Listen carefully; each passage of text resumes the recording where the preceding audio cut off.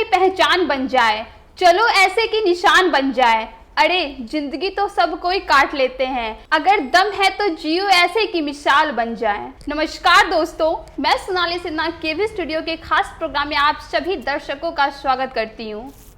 आज मैं आप सभी को दो सबसे कम उम्र के सामाजिक कार्यकर्ता से मिलवाने वाली हूँ, जो एक गुमनाम योद्धा की तरह लगे हैं बेसहारा बच्चों को शिक्षित और नशा मुक्त कराने जैसे अभियानों से।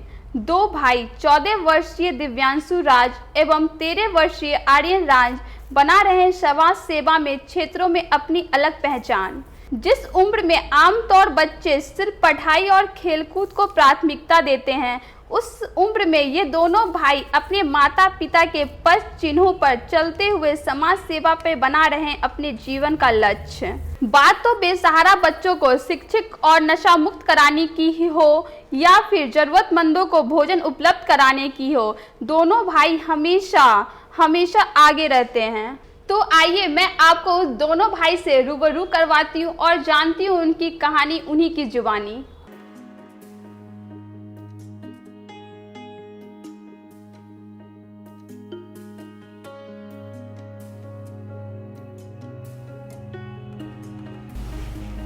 नमस्कार सर। नमस्कार सर, केवी स्टूडियो में आप सभी का स्वागत है। Thank you very much. आपका और आप रोशन सर का बहुत बहुत शुक्रिया कि उन्होंने हमें इस मंच पर बुलाया, यहाँ आने का मौका दिया। जी बहुत बहुत शुक्रिया इसके लिए। सर, हमारी जनता जानना चाहती है कि आप बेगूसराय से कहाँ से बिलोंग करते हैं। मैं बेगूसराय ज़िला के बरौनी जंक्शन मेरा घर है जी, और मैं वहीं रहता हूँ। जी सर, आप दोनों किस स्कूल से पढ़ाई कर रहे हैं और कौन सी क्लास में पढ़ रहे हैं। मैं इस वक्त रेलवे इंटर कॉलेज करहाड़ा स्कूल में हूँ और मैं इस वक्त 10th में हूँ। हम दोनों इस वक्त 10th में हैं। दिव्यांशु जी, मैं आपसे जानना चाहूँगी कि आप समाज सेवा अभियान से कब से जुड़े। एक्चुअली हमारा मिशन स्टार्ट हुआ था 2013 में 13 फरवरी को, और उस वक्त मेरे मामा और मेरे डैडी सिर्फ काम करते थे अकेले इस मिशन में। फिर उनके कुछ साल बाद, अप्रॉक्स 4 से 5 साल बाद, मैंने उनके मिशन को ज्वाइन किया और अभी मेरे मिशन को कंटिन्यू किए हुए 5 से 6 साल हो चुके हैं हम दोनों के जी। और हमारे मामा पापा के तो 13 साल, हाँ 7-8 साल हो चुके हैं। जी सर। आर्यन जी, मैं आपसे ये जानना चाहूँगी कि इस अभियान जो आप समाज सेवी से जुड़े हैं, इसकी प्रेरणा आपको कहाँ से मिली है। इसकी प्रेरणा मुझे मेरे मम्मी पापा से मिली। जब 2013 को मेरे मम्मी पापा ने ये मिशन को स्टार्ट किया था, फिर मैं अपने मम्मी पापा को देखता था कि वो प्लेटफॉर्म पे बच्चों के लिए खाना ले जाते थे और किताब वगैरह, कपड़े। तो मैं भी सोचता था कि मैं भी जाऊँ, अपनी मम्मी पापा की मदद करूँ। जी। तो इस तरह से मुझे भी उनमें रुचि हुई और फिर मैं भी 1-2 दिन गया फिर वहाँ पे, फिर मुझे बहुत अच्छा लगा वहाँ पे। फिर मैं भी रोज़ जाने लगा और मैं बच्चों को पेंटिंग वगैरह सिखाने लगा। जी। हैंडीक्राफ्ट, लाइक कुछ भी बनाना, जैसे पेंटिंग, ड्राइंग, ये सब सिखाने लगा मैं। फिर मैं रोज़ दिन जाने लगा और फिर मैं इस तरह से धीरे धीरे अपने मम्मी पापा के मिशन में जुड़ गया। जी सर, आप लोग के साथ इस अभियान में किन किन लोगों का सपोर्ट मिल रहा है। इस वक्त तो हमारे अभियान में बहुत कम लोगों का सपोर्ट है। जी। जैसे कि हम चारों तो मेन सपोर्ट हैं और बाद बाकी हमारे कुछ आसपास के लोकल पीपल्स हैं जो कि हमारी मदद करते हैं। जैसे उनमें कुछ डॉक्टर्स हैं, कुछ शॉपकीपर्स हैं जो हमारी ज़रूरत की चीज़ों को आसानी से कम दामों में दे देते हैं, और कुछ डॉक्टर्स हैं जो कि उन बच्चों के लिए फ्री ट्रीटमेंट्स कर देते हैं।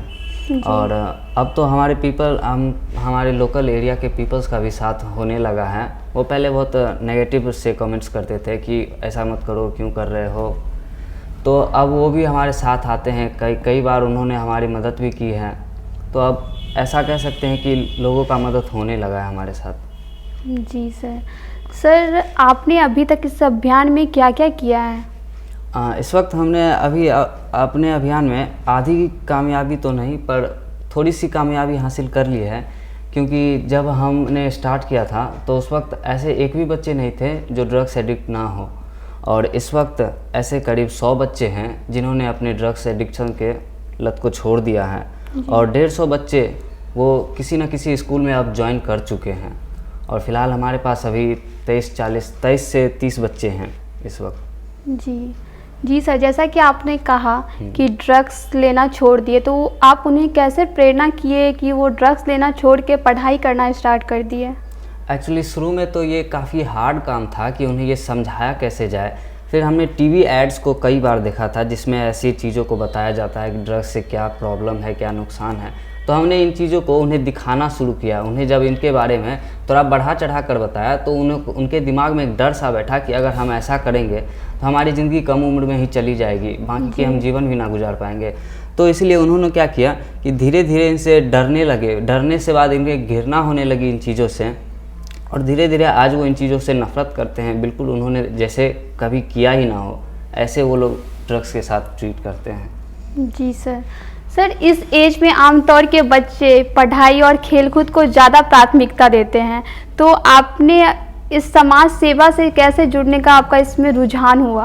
एक्चुअली इंटरेस्ट तो मुझे भी नहीं था इसमें शुरू में। जब मैंने अपने मम्मी डैडी को देखा तो वो मतलब अकेले ही काम कर रहे थे, तो ये कई बार मुझे क्या होता था कि हेल्प के लिए बस ले जाया जाता था। तो मुझे आपस मन में ही ऐसा लगता था कि यार मैं क्यों जाऊँ, ये इन लोगों का काम है, मैं क्यों जाऊँ। तो फिर मैंने जब उन्हें एक दिन ऐसे ही देखा तो देखा कि वो मतलब कचरे से खुद के लिए खाना तलाश रहे थे। तो मुझे ये बात कहीं ना कहीं चुभ गई। तो फिर मैंने सोचा यार ये तो सही काम कर रहे हैं हमारे मम्मी डैडी। तो मैंने एक दिन मम्मी से बात की कि यार मुझे भी जाना है आपके साथ। तो बोले ठीक है, पापा से बात करो। तो मैंने पापा से पूछा तो वो खुशी खुशी बोले हाँ चलो, कोई प्रॉब्लम नहीं है हमें। फिर मैं 1 दिन गया, 2 दिन गया। शुरू में तो मुझे उन बच्चों से काफ़ी घृणा हो रही थी क्योंकि वो बच्चे काफ़ी गंदे में रहते थे और पता नहीं अजीब अजीब सी एक्टिविटीज़ करते थे। तो फिर मैंने सोचने समझने की कोशिश की यार ऐसा क्यों करते हैं। तो फिर पता चला ये उसकी मजबूरी है ऐसा करना। वो गंदे में रहते हैं, उनका शौक़ नहीं, उनका मजबूरी है। तो मैंने उन्हें समझना स्टार्ट किया। फिर धीरे धीरे मुझे उनसे घृणा नहीं होने लगी, घृणा कम हो गई उनसे। और अब तो ऐसा है कि जब भी हम जाते हैं तो हम बस एक दोस्त की तरह साथ रहते हैं, साथ कभी खेलते हैं, कभी साथ में रहते भी हैं, और अक्सर वो हमारी बातें भी मानते हैं। आर्यंस जी, मैं आपसे ये जानना चाहूँगी कि आपकी क्या भूमिका है इस अभियान में? मेरी कोई बड़ी भूमिका तो नहीं है इस मिशन में, लेकिन मैं अपने पापा का सहयोग करता हूँ और मैं बच्चों को पेंटिंग सिखाता हूँ, ड्राइंग सिखाता हूँ और मम्मी की खाना बांटने में कभी कभी मदद करता हूँ। ऐसी बस छोटी मोटी चीज़ है जो मैं कर सकता हूँ और मैं करता हूँ। फिलहाल तो मैं कुछ बड़ी चीज़ें नहीं कर सकता जो कि जैसे मेरे पापा कर रहे हैं, लेकिन मेरा शौक़ है कि मैं बड़ा होकर डॉक्टर या इंजीनियर बनने की जगह एक अच्छा सोशल वर्कर बनूँ। जी सर, आपने कहा कि आप पेंटिंग करते हैं, आप किस तरीके का पेंटिंग करते हैं और कैसे बच्चों को सिखाते हैं? मैं ड्राइंग करता हूँ ज़्यादातर, मुझे ड्राइंग में रुचि है और मैं तो बड़ी बड़ी पेंटिंग्स बना लेता हूँ, लेकिन उन बच्चों के लिए बड़ी बड़ी पेंटिंग्स बनाना काफ़ी ज़्यादा मुश्किल है। तो मैं उनके लिए छोटे से पेंटिंग से शुरुआत करता हूँ, लाइक जैसे एप्पल का फिगर बनाना और भी छोटे मोटे जैसे हाउस का पिक्स बनाना, छोटी छोटी ड्राइंग से शुरुआत करता हूँ। तो उन्हें भी रुचि होता है कि ये कैसे बनते हैं, तो मैं फिर धीरे धीरे सिखाता हूँ आसान तरीके से कि वो कैसे बनते हैं। तो उनको जिन बच्चों को रुचि रहती है वो जरूर सीखना चाहते हैं, लेकिन कुछ बच्चे ऐसे भी होते हैं जिनको रुचि नहीं होती, तो वो नेगलेक्ट करते हैं, वो सीखना नहीं चाहते। तो उन्हें मेरा भाई जैसे योगा टाइप फिजिकल एक्टिविटीज़ बताते हैं, तो जिनको इनमें इंटरेस्ट होते हैं तो वो ज़्यादातर इनके सपोर्ट में रहते हैं। तो बस सर, मतलब जैसे कि बच्चे आपकी बातें मानते हैं तो उनको कैसे आप अपने तरफ रुझान करवाते हैं? तो हम मेनली तो हमारे तरफ रुझान करने का एक ही उपाय है, वो है खाना जी, जो कि मतलब स्टार्टिंग से ही यही एक मुद्दा बना है कि बच्चे जब पढ़ते हैं तो उन्हें मेनली खाने का ही पॉइंट रहता है। उनको पढ़ने से ज़्यादा खाने पे इंटरेस्ट रहता है कि पढ़ाई कब ख़त्म होगा, कब खाना खाने जाएंगे। तो हम भी इसी चीज़ का फ़ायदा उठाते हैं। तो बोलते हैं उनको कि चलो पहले ये कर लो फिर खाना खिलाएंगे, फिर पढ़ाई कर लो फिर खाना खिलाएंगे। फिर इसी तरह से मतलब हम लोग उनसे ज़्यादातर चीज़ें करवा लेते हैं, जैसे पढ़ाना, एक्सरसाइज, इसी तरह की चीज़ें, प्रार्थना करवाना और भी बहुत सारी चीज़ें हम लोग खाना के ही लालच से करवा लेते हैं। दिव्यांशु जी, मैं आपसे ये जानना चाहूँगी कि आपका क्या भूमिका है इस अभियान में? वैसे मेरी भूमिका उतनी ज़्यादा नहीं है जितनी कि हमारे मम्मी डैडी की है। तो मैं बेसिक सी कुछ चीज़ें करवाता हूँ, जैसे कि फ़िज़िकल एक्टिविटीज़, योगा करवाना। उसके बाद कुछ ऐसी चीज़ें जो हम डेली की चीज़ों में करते हैं और वो गलत करते हैं, जैसे कि कचरे से खाना चुनना, ये कितना ख़राब बात हो सकता है, ये उन्हें बताना। और कुछ आसपास की ऐसी जानकारी देना जो उनके लिए आगे चलकर फ़ायदेमंद होगी या अभी फ़ायदेमंद हो सकती हैं। जी, तो सर आप उन्हें कैसे समझाते हैं? तो उनको समझाने के लिए बस उन्हें लालच देना पड़ता है, क्योंकि वो उन्हें कोई मतलब नहीं है हमारे पढ़ाई से, और ना ही उन्हें तो ये भी मतलब नहीं है कि हम पढ़ें या ना पढ़ें। वो बस खाना खाना चाहते हैं। तो बस हमारे लिए बस एक ही बात है उन्हें अट्रैक्ट करने का, कि उन्हें खाना दो तो वो काम करेंगे, खाना दो तो वो पढ़ाई करेंगे, खाना दो तो वो सारी बातें भी मानेंगे। तो हमारे पास यही एक ऑप्शन है कि हम बस उसे खाना देकर पढ़ाई करवा सकते हैं। और कहीं न कहीं ये धीरे धीरे फिर उनके लिए आदत बन जाती है। बाद में वो बिना खाने के भी पढ़ाई कर लेते हैं। कई बार तो ऐसा होता है कि बिना खाने के भी वो पढ़ते हैं और चुपचाप बिना पूछे ही चले जाते हैं कि सर आज हमें खाना मिलेगा या नहीं मिलेगा। तो कई बार ऐसा भी हुआ है। और कई बार तो बच्चे पढ़ाई के टाइम होते ही खुद ब खुद जमा हो जाते हैं। कई बार बच्चे ट्रेन से भी कहीं अगर बाहर भी गए होते हैं वो ट्रेन से, तो वो वापस आ जाते हैं इतने टाइम में कि हाँ यार हमारे पढ़ाई का टाइम हो चुका है, अब हमें आना चाहिए। आप लोग एक तरह का पाठशाला जैसा वहाँ पे बनाए हुए हैं? हाँ, नहीं एक्चुअली कोई पाठशाला नहीं है, वो एक ओपन क्लासरूम है। एक स्टेशन का एक ऐसा हिस्सा है जो कभी यूज़ में नहीं आता, अक्सर वहाँ ट्रेन पार्क की कहाँ पे ये स्थान आप लोग बनाए हैं? और बरौनी जंक्शन के एक टीपीटी एरिया है उस हिस्से में।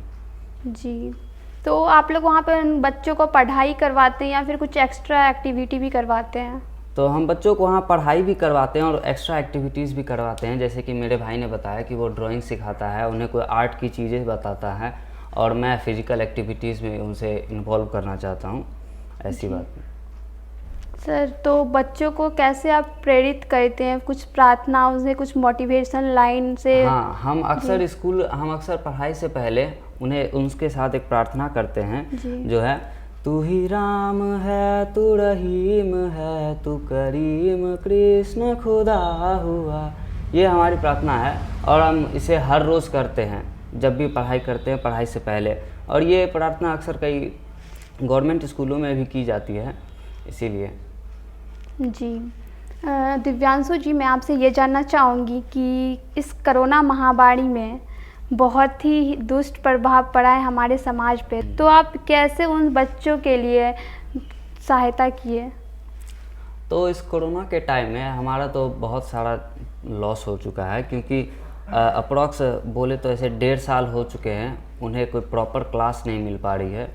क्योंकि हम कोरोना से पहले पर डे क्लास किया करते थे मॉर्निंग के टाइम में, और अब ये चीज़ हम नहीं कर सकते हैं क्योंकि बहुत ज़्यादा गैदरिंग होने के कारण इनके कोरोना के चांसेस बढ़ जाते हैं। तो हम क्या करते हैं कि उन बच्चों को कभी कभी घर पर बुला लिया करते हैं। ऐसा नहीं कि एक साथ सभी आ जाते हैं, वो कभी कभी कुछ छोटे छोटे टुकड़ों में आते हैं, कभी 2 कभी 4 ऐसे करके आते हैं। तो हम उन्हें क्या करते हैं कि प्रॉपर घर में ही कभी खाना खिला देते हैं, कभी घर के छत पे ही हम उन्हें पढ़ा भी दिया करते हैं। तो ऐसे एक के बाद एक वो क्या करते हैं, बच्चे आते जाते हैं और अपना पढ़ाई किया, खाना खाया, फिर वो चले गए अपने काम पे। जी, उनके साथ साथ उनके हेल्थ का भी ध्यान रखना होता है। जो जब भी आते हैं तो hand sanitiser, hand wash, mask, plus उन्हें कुछ दवाइयाँ भी दी जाती है जिससे उनकी इम्यूनिटी सिस्टम बरकरार रहे। ऐसे भी इन बच्चों की इम्यूनिटी सिस्टम बहुत वीक होती है क्योंकि ये बेकार खाना खाते हैं, और इसीलिए हमें इन्हें कुछ दवाइयाँ दी जानी होती हैं जिसके कारण ये ठीक रहे, स्वस्थ रहें। सैनिटाइजर और हैंड वॉश करने के लिए जो बोलते हैं, वो बच्चे लोग आपकी बातें को मानते हैं? एक्चुअली ये बात शुरू में तो वो नहीं मान रहे थे क्योंकि उन्हें कोई फ़र्क नहीं पड़ता, उन्होंने आज तक कभी हैंड सैनिटाइज़र का नाम भी नहीं सुना था। तो उन्हें शुरू में इन चीज़ से समझ नहीं आया था कि ये है क्या, मैं क्यों करूं इसे। तो मैंने धीरे धीरे इसे समझाया, सभी मिलकर के हम सभी ने इन्हें बताया कि अभी ऐसा माहौल चल रहा है, अगर इसका इस्तेमाल नहीं करेंगे तो ऐसी ऐसी बीमारियाँ हमें हो सकती हैं। तो फिर वो धीरे धीरे इस बात को समझे, उन्हें भी लगा ये ज़रूरी है हमारे लिए, फिर उन्होंने भी हमारी बातें मानना शुरू कर दी। कई बार तो वो बिना पूछे ही अपना हाथ धो लेते हैं, हैंड सैनिटाइज भी कर लेते हैं और आके बैठ जाते हैं हमारे साथ। आर्यन जी, समाज और सरकार से आप क्या क्या अपेक्षाएं रखते हैं?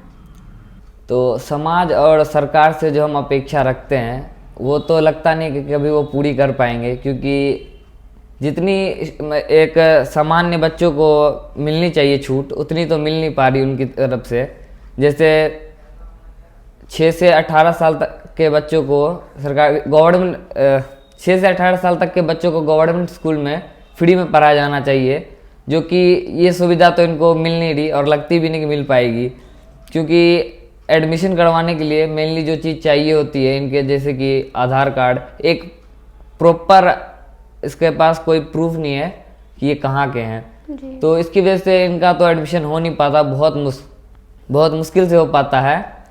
तो इनके बहुत सारे ऐसे बच्चे हैं जिनके तो ना माता पिता का नाम पता है ना जगह इनको पता है, बचपन में ही यहाँ आ गए और यहीं रह गए। तो सरकार से हमारी अपेक्षा है कि इनके लिए कोई ठोस कदम उठाया जाए, क्योंकि इसके पीछे तो हमारे पापा ने बहुत कोशिश की है कि इनकी स्कूल में दाखिला हो जाए, लेकिन ऐसा हो नहीं पा रहा। तो बहुत सारे ऐसे बच्चे हैं जिनका बहुत मुशक्क़त करने के बाद इनका दाखिला हो पाया है कुछ स्कूलों में, गवर्नमेंट स्कूलों में, और वो बच्चे बहुत आगे भी बढ़ चुके हैं। कुछ बच्चे 10th में हैं, कुछ 12th भी पास कर चुके हैं, और अभी जो हमारे पास 23 बच्चे बचे हुए हैं इनके साथ बहुत सारी दुविधा हो रही है कि इनका एडमिशन नहीं हो पा रहा। तो मैं सरकार से चाहूँगा कि इस पे कोई ठोस कदम उठाए और जल्दी से जल्दी इन बच्चों के लिए कुछ किया जाए। जी। और समाज तो बिल्कुल भी इन पे ध्यान नहीं देती। बहुत कम लोग ही हैं जो सपोर्ट करते हैं हमें कि भाई ठीक है चलो हम भी तुम्हारी मदद करते हैं, लेकिन ज़्यादातर लोग इससे दूरी बनाए रखते हैं। और अभी तो कोरोना का टाइम चल रहा है तो और भी ज़्यादा इसे नेगलेक्ट करते हैं। तो ये बहुत ज़्यादा मुश्किल हो जाता है कि समाज और सरकार का सपोर्ट लेना। जी, समाज सेवा का सफ़र आपका अभी तक का कैसा रहा? क्या आम लोगों को भी समाज सेवा करना चाहिए? समाज सेवा का अभी तक का हमारा सफ़र काफ़ी चुनौतीपूर्वक रह चुका है जी। और जैसा कि हमने पहले भी बताया है कि कैसी कैसी प्रॉब्लम्स का हमें सामना करना पड़ा है। और ये बात मैं कहना चाहूँगा कि हम कुछ गिने चुने लोग ही हैं जो सोशल वर्क में इंटरेस्ट दिखाते हैं। जहाँ मेरे उम्र के बच्चे जहाँ अभी सोशल मीडिया पर बिज़ी रहते हैं, मैं उन्हें छोड़कर इन बच्चों के साथ बिज़ी रहना ज़्यादा पसंद करता हूँ। और मैं चाहता हूँ कि हमारे जैसे बच्चे या हमारे जैसे युवा आगे आएँ, इन चीज़ों में काम करें, साथ दें इसका, ना कि बैठ कर के मोबाइल में टाइम वेस्ट करें अपना। जी सर, आपके जीवन का लक्ष्य क्या है समाज सेवा में? समाज सेवा में हमारे जीवन का तो एक ही लक्ष्य रह चुका है अब, कि इन बच्चों के लिए कुछ ऐसा करें कि इन बच्चों की ज़िंदगी बन जाए और ये कभी एक समय बाद हमारे नाम ले और कहें कि इन्होंने हमारी ज़िंदगी बना दी। जी। बस अब मेरा तो यही सपना है कि इनके लिए कुछ बहुत ही बढ़िया करना है। जी, आपकी पढ़ाई और अन्य कार्य में आप बिजी होने के बावजूद गरीब और बेसहारा बच्चों के लिए इतना कुछ कर रहे हैं, क्या आपकी पढ़ाई में बंधित नहीं हो रही है आपकी पढ़ाई? हाँ, एक्चुअली ये स्टेशन का पढ़ाई जो है वो हम पूरे दिन में 2 से 3 घंटे करते हैं और 24 घंटे में 2 से 3 घंटे निकालना कोई कठिन काम नहीं है। ऐसे भी कोई बच्चा 24 घंटा पढ़ता है नहीं। जी। तो ये टाइम निकालना इसके लिए ज़्यादा बड़ी बात नहीं है। सर, आप अपने जैसे बच्चों को क्या संदेश देना चाहते हैं हमारे केवी स्टूडियो के चैनल के माध्यम से? मैं अपने जैसे बच्चे एवं युवाओं को यही संदेश देना चाहूँगा कि मोबाइल की दुनिया से बाहर निकल के कभी इन बच्चों के लिए भी थोड़ा टाइम निकालना पसंद करिए। काफ़ी अच्छा लगेगा, खुशी भी होगी, आपको अंदर से खुशी होगी जब आप किसी की मदद करेंगे। आर्यन जी, आपके जीवन का लक्ष्य क्या है? तो मेरे जीवन का लक्ष्य तो पहले बहुत कुछ था, क्योंकि मैं खुद कंफर्म नहीं कर पा रहा था कि मुझे बनना क्या है। जैसे सारे लोग को से मैं सुनता था कि मुझे डॉक्टर बनना है, इंजीनियर बनना है, कलेक्टर बनना है, तो मैं भी सोचता था कि मैं भी इनमें से कुछ बन जाऊंगा। लेकिन जब वक्त और हालात के अनुसार जब मैं अपने मम्मी पापा को देखा कि वो ऐसे ऐसे काम कर रहे हैं, तो मुझे भी इसमें रुचि हुई और मैं भी कुछ ऐसा ही करना चाहता था। लेकिन मैं इससे कुछ बड़े पैमाने पे करना चाहूँगा, क्योंकि मेरे पास अब एक्सपीरियंस है कि मेरे मम्मी पापा किस स्थिति से गुजर चुके हैं इसके चक्कर में, और इसी तरह से मैं भी कुछ हटके करना चाहूँगा कुछ हटके करना चाहूँगा इन बच्चों के लिए। सर आपके जैसे और भी बच्चे हमारे चैनल के माध्यम से आपको देख रहे हैं, आप उनको क्या संदेश देना चाहते हैं? तो मैं युवा पीढ़ी से चाहूँगा कि वो ऐसे चीज़ में रुचि दिखाएं और ऐसे बच्चों की मदद करें, ताकि ऐसे बच्चे बिहार प्लेटफॉर्म या कहीं भी देखने को ना मिले। सर मैं आपसे ये जानना चाहूँगी कि हमारे केवी स्टूडियो आकर आपको कैसा लगा? मुझे बहुत अच्छा लगा केवी स्टूडियो आकर के, और मैं रोशन सर को बहुत धन्यवाद देना चाहूँगा कि जिन्होंने मुझे इस मंच पे इस स्टूडियो में आने का मौका दिया। वैसे मैं रोशन सर की काफ़ी तारीफ़ें सुन चुका हूँ अपने मम्मी पापा से भी। अक्सर मेरे मम्मी पापा उनकी तारीफ़ें किया करते हैं कि मैं जब लास्ट टाइम मेरे डैड ने यहाँ विज़िट किया था तो उन्होंने काफ़ी सारी बातें बताई थी, जिससे एक बार तो मेरा भी मन किया था कि यार मुझे भी चलना चाहिए था इनके साथ। तो आज वो मौका उन्होंने खुद मुझे सामने से आके दिया और मैं इस मौका को कभी छोड़ना नहीं चाहता था और मैं यहाँ ज़रूर आना चाहता था। तो मैं यहाँ आया, मुझे काफ़ी अच्छा लगा, काफ़ी बेहतरीन एक्सपीरियंस था मेरे लिए। और बहुत बहुत धन्यवाद रोशन सर आपको। धन्यवाद सर, जो आप इतनी कीमती वक्त निकाल के हमारे केवी स्टूडियो आए।